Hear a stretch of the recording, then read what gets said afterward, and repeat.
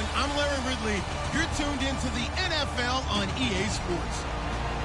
As we head towards kickoff, two quarterbacks will be on the field today trying to push their team to victory. It's the Ravens going up against the Cowboys. With that, let's go out to AT&T Stadium in Arlington. Here are Brandon Gaudin and Charles Davis. Larry, we find ourselves right in the center of the Dallas-Fort Worth Metroplex in Arlington and AT&T Stadium. Straight ahead, we've got a good one on tap here between the Baltimore Ravens and the Dallas Cowboys. And with a new rule, that decision to bring it out will cost him about 5 yards as he only gets to the 20.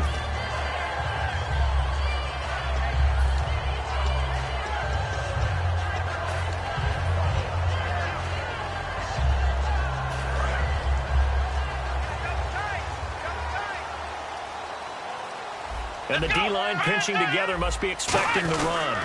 Now the first carry for Ezekiel Elliott. Officially no gain on the play, and it's second down.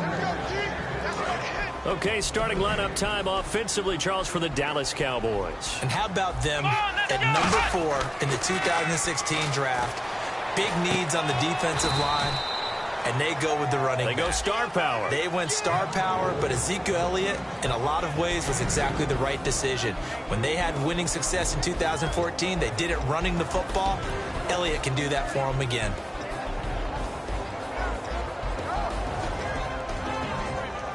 An early tough test on the opening drive. This is 3rd and 8.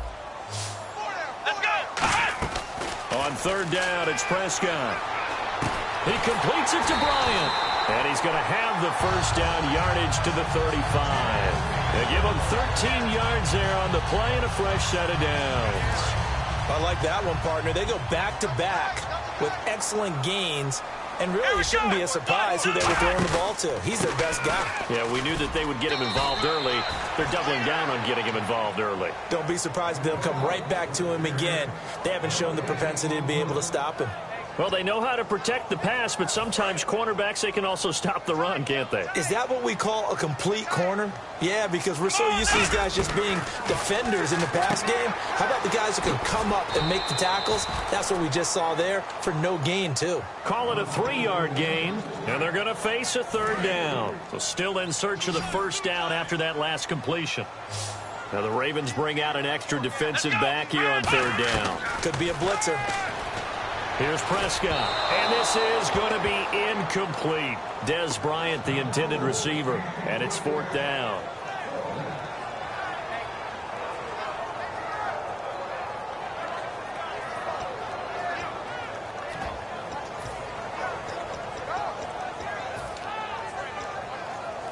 Okay, look at this. The punt team nowhere to be found. They're on the sidelines. Offense going to go for this on the opening drive. On 4th, they do snap it to Prescott. And this is incomplete. A surprising move here on the opening drive of the game. And the Ravens get the football back and in great shape. And a great spot to start this drive from here. They come out here in the eye.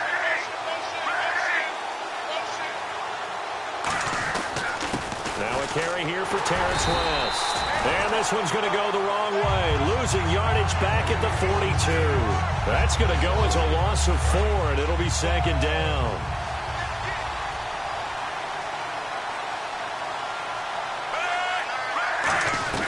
On 2nd down, Flacco to throw. And it's incomplete. In this offense, they look towards Steve Smith a lot.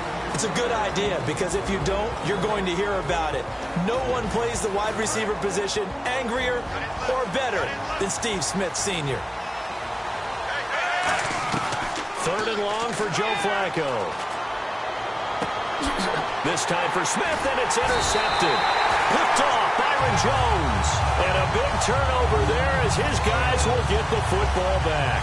And now Dallas gets set to take the field. And last time they were very fortunate, this offense. They went for it on 4, turned it over in their own territory, but the other guys held up.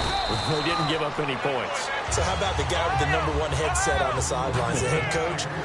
That was planned going into it, not necessarily to not get the first down or to have the defense have to hold But he up. trusted his defense. Trusted his defense very much, and I think that's how he's going to play this game.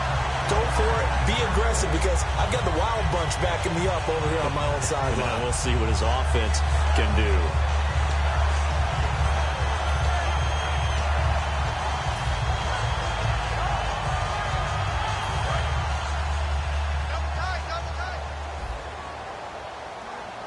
One man in the backfield, Elliott.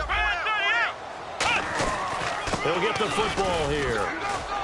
And he's across the 40, 3 extra yards to the 43. It's a 7-yard carry to set them up with a 2nd and 3. Some runs are blocked so well, you almost forget that someone has to carry the ball to gain the yardage.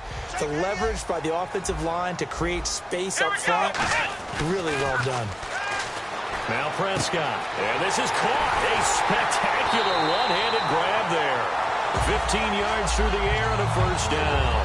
That was a terrific catch. I mean, to go up there and get it one-handed like that, but I almost want to go into that riff about back in my day, the gloves weren't quite like this. When did gloves really become prevalent, just in general? I think in the 80s. I think as we started to move through the 80s, especially as we got towards the latter part of that. But a lot of those were really like baseball batting gloves to begin with not much of a tacky area on the glove. In fact, there was none. I actually remember in cold weather games wearing the old scuba gloves, which you'd wear in the diving, but they would split too easily in the course of a game. Then the glove manufacturers got smart and started adding to it, and here we are today. On second down, Elliott. And a pretty good run there as he gets 7 down to the 33.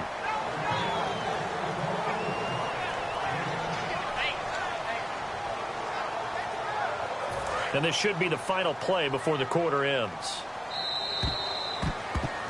Sitting alongside Charles Davis, I'm Brandon Gaudin, as it is Cowboy football to begin quarter number 2. And they're driving, but they come up on a 3rd and short here.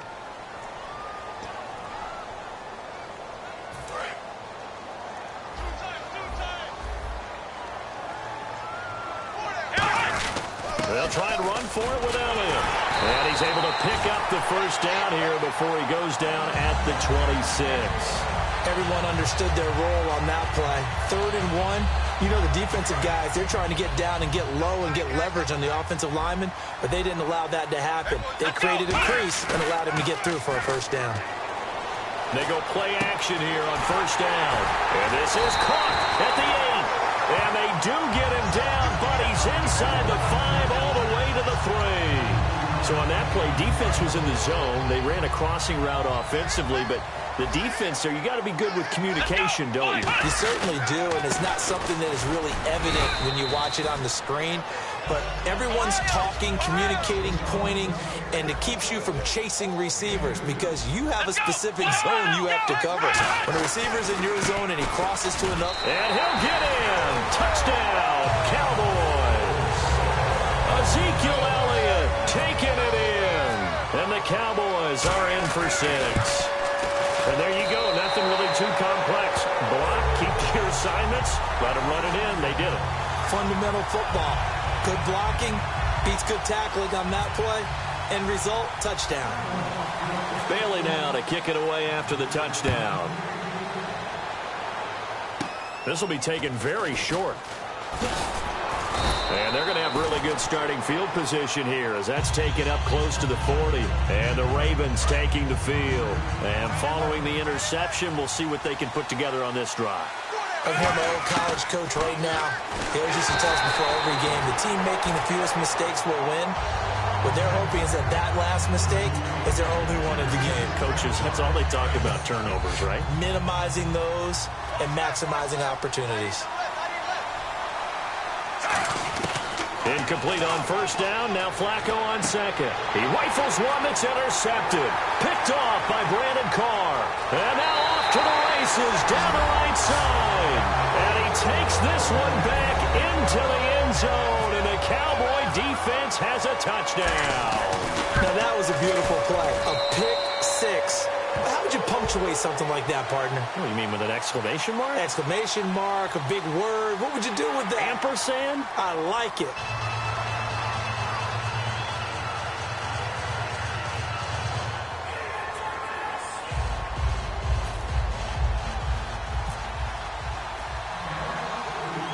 So they throw the pick six. They'll get another shot at it now as this one's in the air.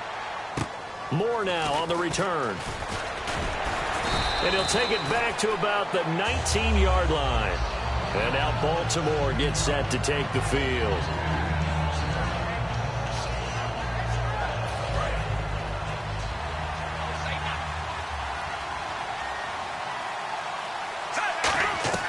Flacco right back to work after the pick six. And he's got his man on the out route. 7 yards, the pickup on the pitch and catch. Well, it appears that they read man defense and went to the out route, and what you have to do on that one is the receiver's got to make sure he works the defender towards the middle of the field to give himself space to cut to the outside and have that ball delivered with good timing, and they got it done. Yeah, they're going to get this one all the way out across the 45. Well, clearly one of his advantages as a passer is his height. Sit back in the pocket, fired over the middle. That makes things tougher defensively, doesn't it? It really does, because your goal is to move the quarterback off his initial spot when he gets his drop back completed. But when you have that type of height, he can stay in there. If he's willing to take the hits and just fire over the top, which saves him time and actually completes a play a little bit quicker than it normally does for a quarterback that has to slide and find open space to throw. Once more, it's Flacco, and he will find his man on the outside. They get 5 out of that one, and it moves the chains. A little football 101 there. You just see the receiver try to run down the defender, meaning he goes right at him, and really trying to move him a little bit towards the center of the field so he can put his foot in the ground and break to the out, to the sideline, and make a catch. They'll run it with West. Oh, he's got a little daylight. And he's going to get this inside the 30. And a nice carry there of 15 yards. And that run was what a lot of people call an explosive run. Gave them good yardage, solid yardage. They feel good about the whole thing, and they did it behind a 2 tight end set. It's always interesting to watch what offenses want to do with the 2 tight ends. Sometimes they line them up together for a power set. Sometimes they put one on each side of the line of scrimmage to balance things out. No matter what, though, when you see 2 tight ends on the field, your first thought is to think run. In this case, the offense was able to run successfully. Second down, Flacco now. Oh, nearly picked. Almost intercepted, but he couldn't hang on, and it's 3rd down.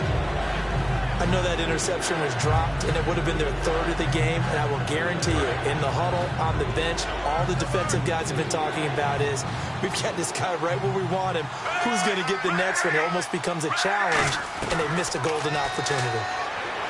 Setting up to throw, Flacco. And he can't hang on to it.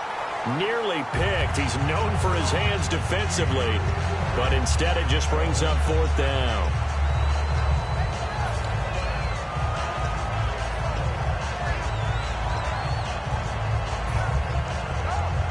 So it looks like the offense isn't going anywhere. They're going to go for it on 4th and 7. The slot man in motion right. Passing play, Flacco. And it is incomplete. Well, Charles, making a quick pivot. Cleats have been a big topic of conversation for a lot of reasons this year, but the my cause, my cleats thing that's going on in the league, that's pretty cool. Players essentially putting the charity of their choice on their cleat and putting money towards that charity. A neat thing. A very neat thing, and what I took away from it more than anything else is the diversity of causes out there. So when you look at what these guys were representing and wanting to get their message out, think to yourself, these guys are not one-dimensional people. It's not just simply football. It's football, family, friends, causes, and these guys really care about what they were doing. If you want to learn more about it, by the way, it's NFL.com/mycause.mycleats. I think that's a big-time play there because the slant route is really hard to cover because the timing is so quick, but able to see it, diagnose it, and get to the football, that's why he was able to bat it away. So incomplete on 2nd down. Now they'll look to convert here on 3rd. Play action now. Prescott. He sets to fire deep. And incomplete. The contact made the ball roam free and brings up 4th down. On every offensive coordinator, every play caller's sheet, they have about 5 or 6 plays per game that they call shot plays or big plays, and you don't get many opportunities to dial them up, and they just did, and they drop it with a great chance to make a big play. That's going to hurt. And here's a very low line drive, almost whiffed on it. Only 29 yards on the punt there. Definitely not his best. And this offense takes over in great shape right at the 50, 1st and 10. Here comes the Raven offense now, ready for another possession. And on the last drive, they were in field goal range. They just opted not to kick it, didn't get it. How does that change the mentality this go around? I don't think it changes much for the head coach, because this is what he preaches all the time. Attack at all times in any spot on the field, and he likes touchdowns, not field goals. Now, your field goal kicker, you've got to make sure you nurse him through and say, okay, don't worry about it. When we need you, you've got to be ready to go. And the team, of course, loves to see points on the board. So let's see if it changes a little bit if they're in the same spot again. Yeah, we'll see what the decision is here if they get to that spot. Throwing here on 1st down, Flacco, and hauled in by Pitta. That man, Dennis Pitta, what a comeback story. You were telling me off air they weren't sure that he was going to play again. In fact, I did a couple Baltimore games last year, and people in their administration said, we love Dennis Pitta, but we just don't think he'll ever play again coming off the injuries he's had. These were his first touchdowns since the 2013 season. Let's give this guy a ton of credit for perseverance and getting back to a big-time level of play. And 90 yards in addition to those 2 touchdown catches in Week 13. Welcome back, Mr. Pitta. And now they're in the hurry-up. On 1st down, Flacco. And it pops free. The collision there jarred the ball loose and brings up 2nd down. 10 yards still left on 2nd down. Normally, he's pretty reliable. Usually catches what's thrown to him. On that play, he simply dropped it. Flacco setting up the screen for West. And he's going to get this down near the 20-yard line. A solid gain of 15 yards, and the sticks move. And the offense moving quickly to the line. They look to throw on 1st and 10 with Flacco. When you run a screen pass really well, you got to like the look of it because... Now hold everything here. We're going to get a timeout by the offense. It's just their first, so they'll have 2 remaining here before we get to halftime.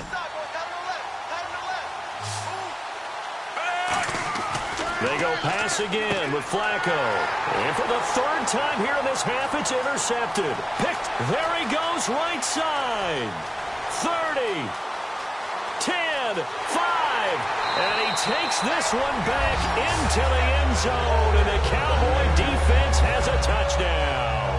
That was an interception, but on the field, the guys who are picking it off, they're not saying that. What word are they using? It's Oski, and that means catch the ball and go the other way. That's your vernacular. I've never heard anybody say Oski. Ask around. They'll tell you.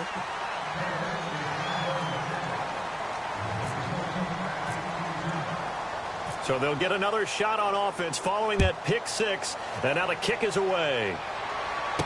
This will be taken about the 12. And he'll take this one near the 25, call it the 26-yard line. And now here come the Ravens. And with time quickly fading here in the 2nd quarter, not sure how aggressively, offensively they want to play this.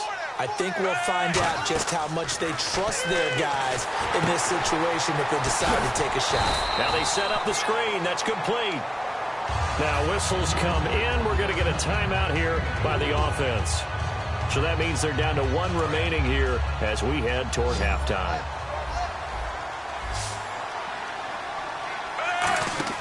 Second down, Flacco now. A hit as he throws there, incomplete. It's a tried and true formula, and I don't think it'll change for as long as we play football. If someone's trying to throw the ball and you can put pressure on them and make it tough, that's only going to help your defense. Yeah, he's since being hurried. He got rid of it before taking the hit, but incomplete. And he's going to go down. Couldn't get a throw off with the pressure. Maybe that was for the best, as that brings us to the end of his first half of play. And we welcome you back now. Alongside Charles Davis, I'm Brandon Gaunt, getting set for quarter number 3 here. So both teams have their marching orders, and we'll get going again here in quarter number 3. That'll be taken in the end zone. And he'll probably wish he reconsidered here. It'll cost him 10 yards now with a new rule as he's down at the 15-yard line. Out come the Ravens now. They'll go on offense first here in this 3rd quarter. They come out here with a 0 on the scoreboard. What was said in that locker room? That's what I want to know. I would love to have been in there because We often have the feeling that there's a lot of shouting, screaming, people upset. But typically, halftime locker rooms are a lot more clinical than that. And in this case, are they upset that the plays weren't working because of execution, or do they think they were just bad plays to call? Yeah. We'll find out pretty quickly here if they feel like they had something going, but they just need to do it a little bit better or not. We'll find out. This is West. And some room to work. And he's able to get this one up to the 45-yard line. They convert on third with a gain of 22. And now it looks like they're going to be in the hurry-up. Well, I'd have to say in that situation, they're lined up for a running play. It's only 3rd and 2. Some element of the... All alone, Kamar Aiken. And all the way in for a Ravens touchdown. Kamar Aiken, 54 yards. And the Ravens cut into that lead. Great corner route there. Not only able to catch it, turn it upfield, and get into the end zone. It usually involves a little bit of an extra move, doesn't it? You've got to get them thinking that you're moving to the middle of the field, and you're breaking away to that corner. Boy, that was well executed. That's fielded in the end zone. And he'll take it back to about the 19-yard line. Now we take a glance at the offense as they work their way back out for their first possession of the second half. And on the last go-around, they really couldn't get anything going. They had to punt from deep inside their own territory, which means they're going to lose the field position battle as a general rule. What they're looking for now is a little more consistency, move the ball at least a few times on offense, get a couple of first downs, and hopefully flip the field. Yeah, just something to build off of. That's what they're looking for here. They come up in an offset eye. Here's Prescott. And Bryant's got it over the middle. Only 3 yards on the catch. It's 3rd down. When you see zone defense and you know you've got a drag route on as your primary call, you've got to be really careful as a passer about how far you let your guy go because he might wander into some tough coverage. They'll come out in the pistol. Looking to throw. Prescott buying time to his left. Nowhere to go here. He lost the football. And it's picked up by the Ravens. And this is going to be brought back for a Baltimore touchdown. This defense, Charles, they needed some type of a spark to help get them back in this game. I think they just got their spark. No doubt about it. And you know that's all they discussed. How can we get ourselves moving again? How can we get our team going? This definitely qualifies. And his kick is right through. And you can bet they're preaching 2 hands on the ball here as the kick's away following that fumble return. That'll be taken in the end zone. And he'll bring it back to just about the 25, call it the 24-yard line. The Cowboys offense heading back out and ready to go again.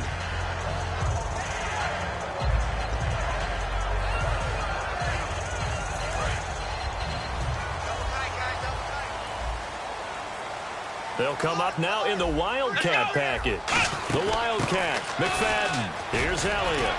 And he'll go down right at the 30-yard line. He'll get a nice chunk there on the first down run, and it's 2nd and 4. And third quarter here, you've got the lead. This is where that strong run game can really benefit you. Stayed in bounds there, kept the clock going. I like all the points you just made there. And if you throw the football and it's incomplete, now you've stopped the clock and you've helped out the guys on the other side of the ball. So keep it in the hands of those runners, keep moving it, keep grinding the clock. So many teams want to throw the ball in this situation nowadays, but I love watching a team that has enough confidence to go ahead and run the football in that situation. That's almost a tendency breaker. They come out here in the eye. They go play action here on first down. And he'll be hit as he releases it, and that'll fall incomplete. Well, Charles, a lot of discussion this year from us about MVP candidates, understandably so. What about guys who maybe would be in that MVP discussion if their team was performing better? David Johnson, the running back for Arizona, tracking for over 2,400 yards all-purpose. How about Drew Brees, tracking for another season of over 5,000 yards passing? And Luke Kuechly from Carolina. He's always in this discussion, but with his injury, that takes him out of it. But how about after he got hurt against New Orleans, the respect from everyone else in the league, the concern about his injury, that tells you about what they think of him.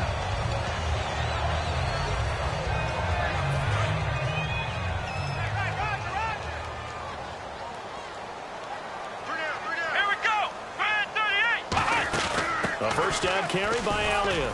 Takes to midfield, but no further. Just a yard there. Tough day, tough sledding right there, and it's been that way the entire game. Not a whole lot of room to ramble for him.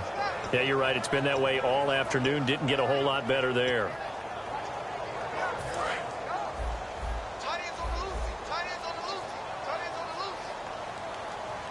Let's go. Prescott now from the 50. But he almost had it defensively. Could have been a game changer there in this second half. Instead, it's third down.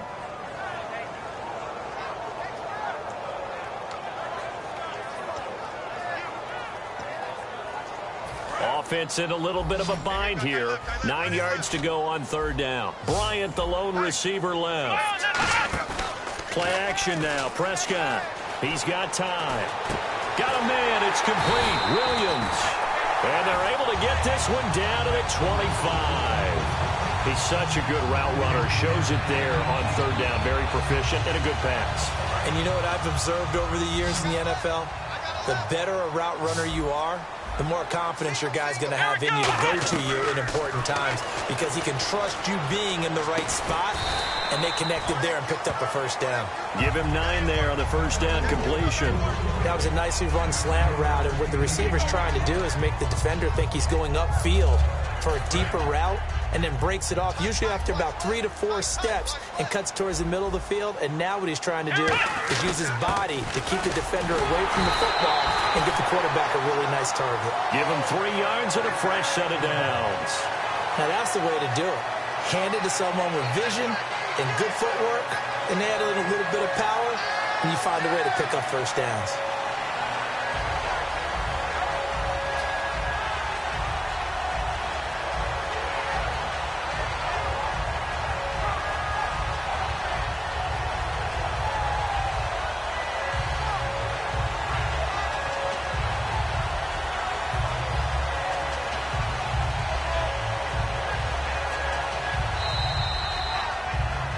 Back now in Arlington. It's the Cowboys with the football. They'll be looking to tack on to their lead as we get set for the fourth.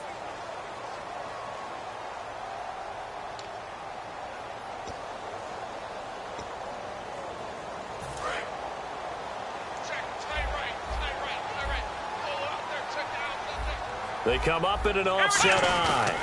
They keep on the ground with Elliott. And he goes backwards here, losing yardage back to the 16. A loss of a full 3 yards, and now it's second down. The fourth quarter here, they've got the lead. They want to keep it on the ground. That's what they're doing.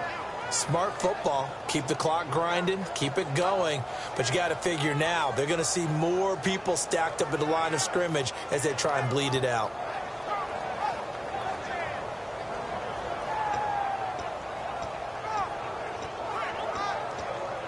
Well, just play after play after play on this long drive for the offense.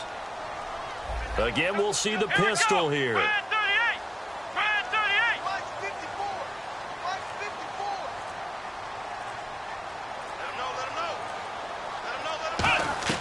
A second down throw for Prescott.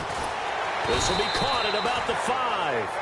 It's a pickup of 12, and that'll set up a third down. Some think that teams really won't throw a slant route unless you have a receiver that has a lot of stature to him. But sometimes the little guys, they get lost in there. People can't really locate them, and they run that quick cut on the slant, and oftentimes they can turn it into big plays. And defensively, Baltimore's in a dime look here on third.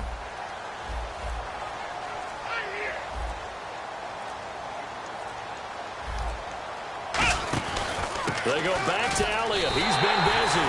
And he will take it in for a Cowboy score. Ezekiel Elliott, his second touchdown of the afternoon. And the Cowboys will extend their lead. He's got it as they double up the lead. This one's now 28-14.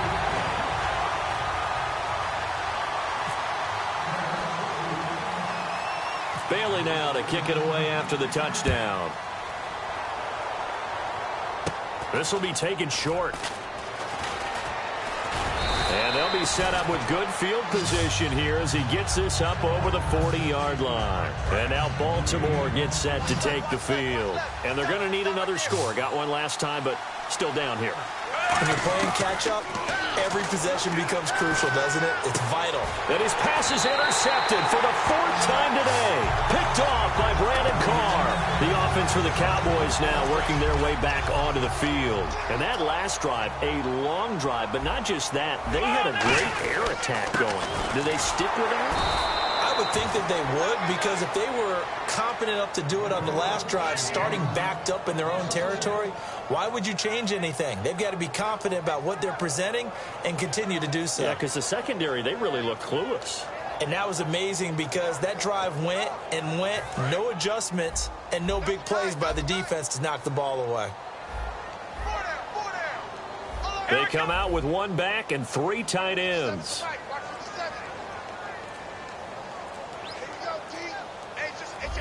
Possible run anticipation here as the D-line sandwiches together. Now Prescott, and his throw here's incomplete. The Cowboys' all-time receptions leader, Jason Witten, the intended target, and it's 3rd down. And the offense looks to pick up the first here on 3rd after that incompletion. Here we go. Off the play fake, Prescott. He completes it to Bryant. And he's taken down, but not before he gets this into enemy territory across the 40. Well, we know he's got the speed there. He needed the speed and the hands. A great catch.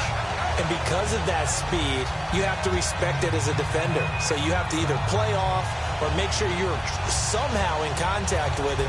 And he's able to do exactly what you said. Use the speed to his advantage and go up and get the football. That's a big-time play right there.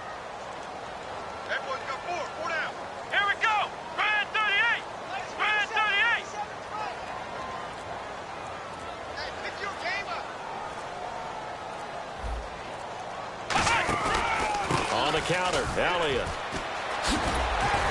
And he'll work his way inside the 30 now to the 28. A solid run on 1st down. Gain of 7 leaves him with a 2nd and 3.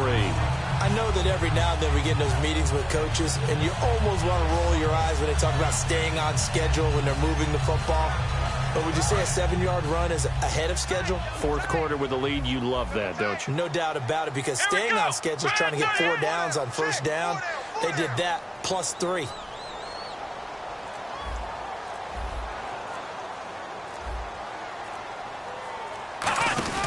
A 20th carry here for Elliott. And inside the 20 before he's brought down. Give him 10 yards on that one, and that'll earn him a fresh set of downs. Whenever we meet with coaches and they always talk about wanting to establish running the football, it's oftentimes with a good tight end who can control the line of scrimmage and the point of attack, and they're becoming harder to find because the colleges are giving us a whole lot of receiving tight ends, former wide receivers who can run, not necessarily block very well. In this case, though, we saw 2 tight ends on the field, both of them with the ability to block, and he ran the ball successfully behind that power set. A loss of a full 3 yards, and now it's 2nd down. So the myth has been... And now the Raven defense going to call a timeout. It's just their first. They've got 2 more to use here in the final stages.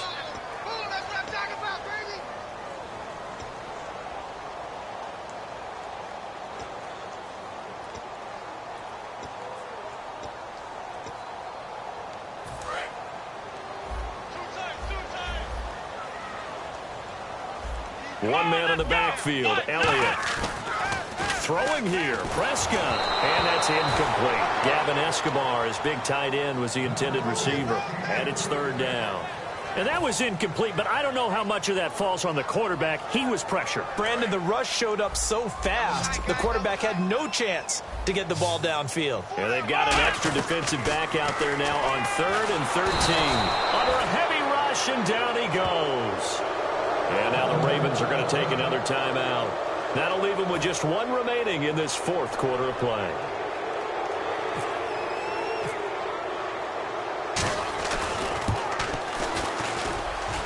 And Bailey missed it. It's no good. Wide to the left. And this score will stay right where it is. So an empty possession there. What do you think went wrong, Charles? Well, it looked like maybe the plant leg might have given way just a little. And when that happens, guys have a tendency to pull through the ball to compensate. and in doing so, sent this one off target. Trying to shake off the interception. He'll look to throw. A good convergence there defensively. Only a yard, and it's second down. And right now, defensively, you love that, don't you? I mean, you'll give them that play. And they'll take it every single time. This is almost like nickeling and diming it downfield, and too much time's going to run off the clock. And he'll get up near the 45. They'll spot it at the 44. And quickly, they get to the line. And at his size, he's a smaller back. You can get him to football. He can kind of get lost, make someone miss. It's good for him. Yeah, it's great for him. I like what you said there. Sometimes he gets lost in the traffic a little bit. But get him out in the open field into some space. That plays to his strengths the best and keeps him out of it where all the big boys are, make someone miss in the open field. They had to go for it with such little time remaining, and it would appear the Cowboys are going to win this football game. So out come the Cowboys now as their offense gets set to take over. And they had compiled a pretty long drive last time. Unfortunately, though, it ended with no points after the missed field goal. And that can hurt the psyche of a team because as they drove downfield, you know you're never supposed to count points in your mind until they go up on the board. Well, let's face it, we've been there. We've seen teams before. They were counting on those points. They didn't get them. Can they come back now, start over again, and grind it out?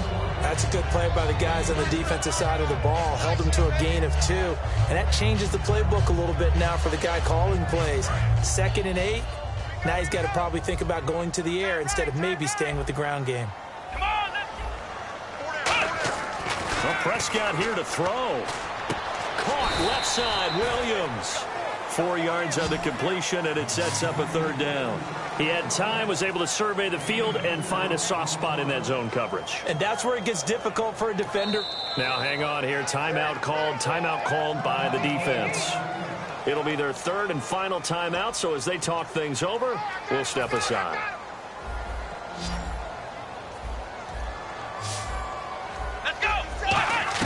Prescott from the gun on 3rd. And Bryant's got it over the middle. And he's going to get the 1st down as they bring him down at the 23. I don't care how many times we see it. I still get a kick out of watching quarterbacks and receivers do the pass trick in pregame warm-up. But it always... And no escaping this time as he'll go down. They got him for a sack. Now hold everything here. We're going to get a timeout by the offense. It's just their first. They've got 2 more to use here in the final stages.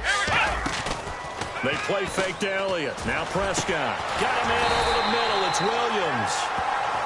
Now whistles come in. We're going to get a timeout here by the offense. That'll leave them with just 1 remaining in this 4th quarter of play. 1 man in the backfield, Elliott. Here's Prescott. Steps away to his left. No gain, and it's 2nd down. Now hold everything here. We're going to get a timeout by the offense. That'll be their 3rd and final stoppage here as we step aside.